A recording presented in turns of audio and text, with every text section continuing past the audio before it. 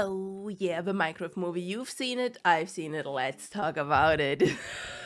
And why it's possibly the greatest movie ever freaking made. I mean, it's probably the greatest game ever made, right? It sold the most of any game, more than Skyrim, also I've heard. So let's look. Okay, so I think Minecraft the movie. I literally just came out of it, right? I went home, changed clothes. I'm here now. I stopped watching it like 40 minutes ago in the cinema. Um, So I didn't spoil myself. I only saw the very first announcement they did, where the freaking sheep was there when with the arrow. Was it the alpaca? I don't even remember anymore from the very first trailer. And I was like, sure, let's go in blind. I want to see this movie for sure. I don't want to wait until it's out on DVDs. I want to see it in the cinema. So I did. So the movie started, and I think the beginning is a little bit slow, like, right? Obviously, it didn't start in the Minecraft world. It didn't.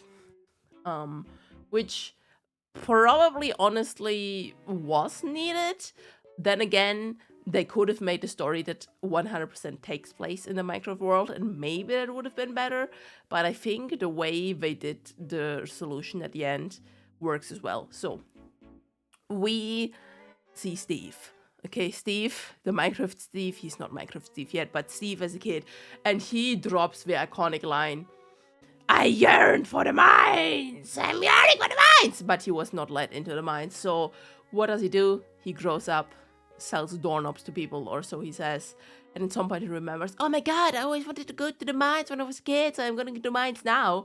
So he goes to the mines, finds Magical Cube 1 and Magical Cube 2, and they magically open the world to a freaking Minecraft world. That's the setup, right? And then we have like a big time skip. We don't really know like how much time passed, right? In a Minecraft movie, and I'm pretty sure you like age slower in that world, or time goes by slower. Like he has been there a while. His beard like turns more gray and stuff like that to show that time has passed. You know, it's all about the Minecraft world. It's fun. He's building stuff. He's learning stuff. But at some point, there's like where the story kicks off. He basically finds the Nether. Oh my god, he found the Nether. The Nether. Flint and steel. Flint and steel. Flint and steel. He found the Nether. So he goes in there, and you know, when you go to the Nether in Minecraft, you're usually like afforded some reprieve for a few seconds at least. There's like not really any monsters, nothing around you. Where the portal spawns, right? Not in this world. The portal opens, and he's literally in the middle of like a lot of pigmen.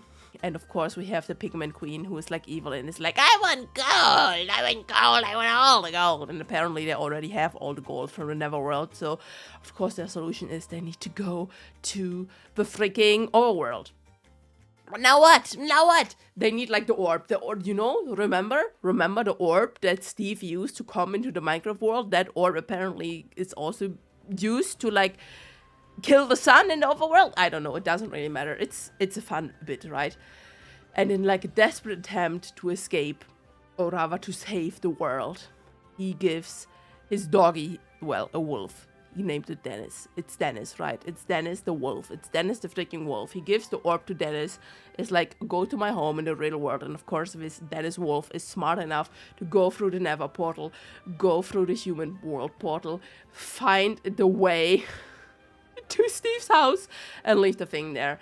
And then we have another few years passing, right? We don't know how many, but probably at least a few, where like his apartment stuff is now getting sold, and we get introduced to the other characters. So let's talk about the other characters, right? Obviously, Steve is Jack Black, and honestly, I do love Jack Black and like all the things he does. I like the kind of humor he gets casted for and the kind of humor he does, and I also like the music he does. So that's from my part. But then we have freaking Jason Momoa as like a beat up second-hand gaming store owner who's like broke, gets an eviction notice and all that kind of jazz, right? By the way, spoiler, all the like adults in this world or in our story are like, okay. That's him. Then we have our two further main characters. One of them is like the actual main character of the movie. We have Natalie and we have Henry, of course, right? And let me tell you, Natalie, the big sister, who now has to take care of Henry because their mother like died, she literally looks like 14 or 15. But apparently she's old enough to drive a car, old enough to rent a home, and old enough to work and do social media for a factory. Never mind. She looked so young, I couldn't take her serious. But hey, bestie, girly pop, if you have to take care of your family, good on you. So she takes care and starts working in like the potato chip factory as their like social media manager. Fair, good job, go for it. And then of course Henry is the typical, very gifted, very nerdy kid that has no friends, right? So he is at school. And of course he gets bullied the very first day because this is a movie for kids, and in movies for kids the like main character kids always gets bullied in the first day of school. And of course he tries to show off how smart he is. He builds like a little rocket jetpack thingy on a skeleton, and guess what, that thing apparently is so powerful it goes all the way and kills the mascot at the top of the potato chip factory. So now they're big trouble. And of course, we have our last main character. I think she's called Dawn. Her name wasn't mentioned that many times, but she's a cool character, right? So she also is like a struggling person. She's like renting out those homes, I guess, for other people. And also is a zookeeper or whatever. And at some point in the movie, she's like, yeah, she has like 15, 16 side gigs to make money. So literally, we have a dude who is about to get kicked out of his game store. A dude who sold doorknobs and then went into Minecraft World. The bullied kid. The big sister who is way over her head and everything.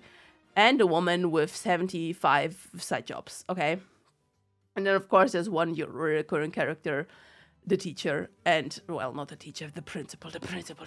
And she, listen. I know this is a kid's movie, okay? I know this is a kid's movie, and I know kids' movies don't always have to be logical, but like, what, tell me, please.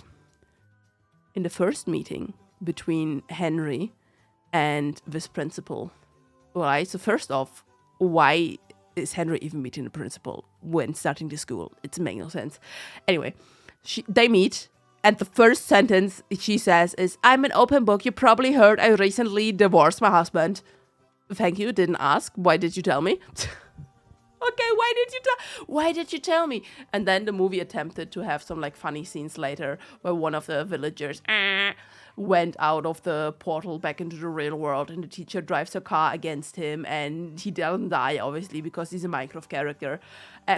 They start dating? ? They go to a restaurant, they have like things. Listen, it got one laugh out of me. At like the ending of the restaurant scene, the waitress comes over and asks the villager, are you finished? And then the principal says, no, I think he's Swedish. Yeah, okay, that got a chuckle out of me, okay? That did got a chuckle out of me. Yeah, that was like a weird side plot to include, but I guess it had some funny scenes. But here's what I don't understand, okay? If they would have made this movie entirely for kids, I think it would have been a great movie. But there's a problem. The movie, at least here in Germany, got slapped with a 12 and up. So all like the smaller kids who currently play Minecraft the game in Germany is 6 and up, can't even go watch the movie without the parents, which is like, Secondly, there's like 1 or 2 very weird sexual jokes between the adults for no reason whatsoever. I guess it's there for the parents that go there with their children. But like, why include them? Obviously, children are the target audience. I'm telling you, the target audience is not the people who played Minecraft from the day it got released, because those people are old like me now. And while I still found enjoyment in the movie, and I would watch it again, it's a fun movie, right? It was fun, like just action thingy, right? And all the animations in the Minecraft world looked fun. Not really much happened, right? They didn't go too much into like exploring the world, building stuff. I mean, they did build stuff, they did explore like a little bit, right? But I guess maybe it's because it's a movie and not like a TV show, they don't have too much time.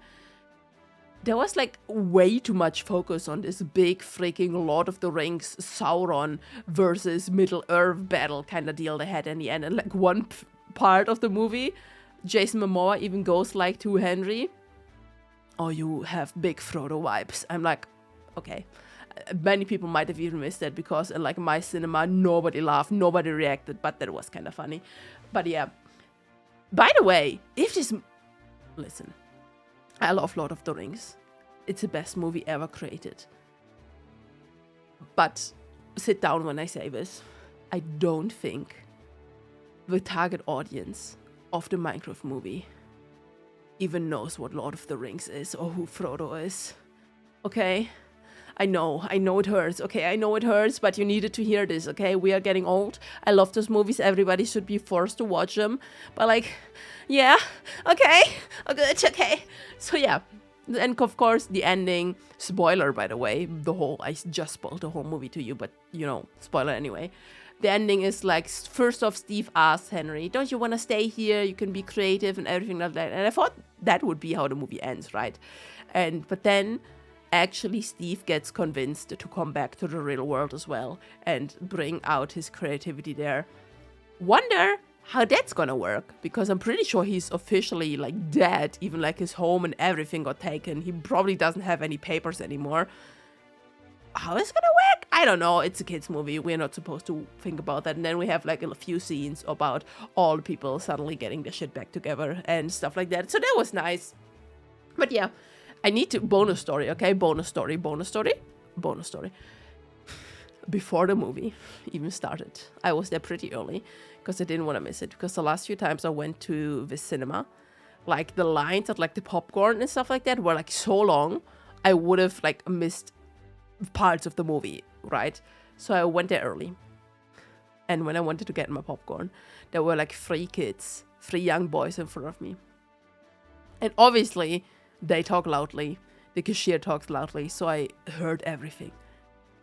And from their conversation, I then learned that like 2 of the boys were 12. The third boy, who honestly looked the oldest, who could have just said that he's 12, let's be honest, okay? But apparently he's too honest for his own good, said no, he's 11. And then the cashier was like, "Yeah, the movie is 12 and up. You can't go in there without like a guardian." And then he like misunderstood her, called like his father or something, a parent, and wanted to get like permission to watch a movie. But then she repeated, "No, that guardian has to be here. Like just an okay from them is not enough." So then the boys discussed what to do. Still holding up the line, but the line was only me at this point, so it's okay. The 2 boys who were 12 were like, "Maybe we should go watch a movie, maybe we shouldn't." And then at some point, okay, I also learned that the tickets were already like pre-purchased, probably online from one of the parents. And like that parent probably didn't do their due diligence to see that the movie is 12 and up. And one of the kids clearly is not 12 and up. But here's the best part. Here's the best freaking part. You know, they wanted to go to the same showing of the Minecraft movie as me.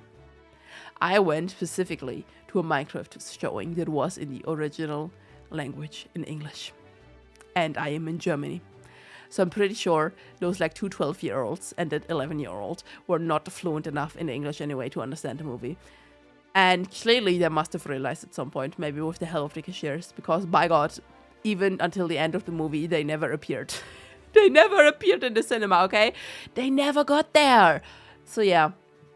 There were like a few nice, okay, memery now. There were like a few nice memes in the movie, right? They had like the save yourself with a bucket when you fall down thingy. They had like the whole chicken jockey thingy. He had like a chicken gun, which was like, okay, that's cute. The bucket thing, the bucket nunchucks, the Jason Momoa character made. I don't even remember how he's called in the movie. My God. Okay. And what else? I did like that, like in the gaming store, he had like actually like NES and SNES games and stuff like that, and like Ataris and Dreamcast. That was cool. Other than that, I don't know. I think the movie looked good. Like graphically, how they did it and how they included the characters in the real world and the real characters in the Minecraft world looked perfectly fine. Obviously, some parts look bad, but I'm pretty sure they looked bad on purpose, like the armor on Steve. Because obviously it's Minecraft items on a real human. Yeah. And of course, the ending was a bit like drawn out, where freaking bad Sauron summoner pig was like 3 times, I'm gonna stab you with this knife! And Sif was like, stop, you can't. Yeah, nice memes, nice movie. Would watch again. Would recommend to watch it if you still want to watch it after this video and are not too spoiled. Like, maybe go to the cinema. Maybe wait until it's out on DVD or streaming or whatever. It was a nice movie. Well, see you next time. Bye-bye.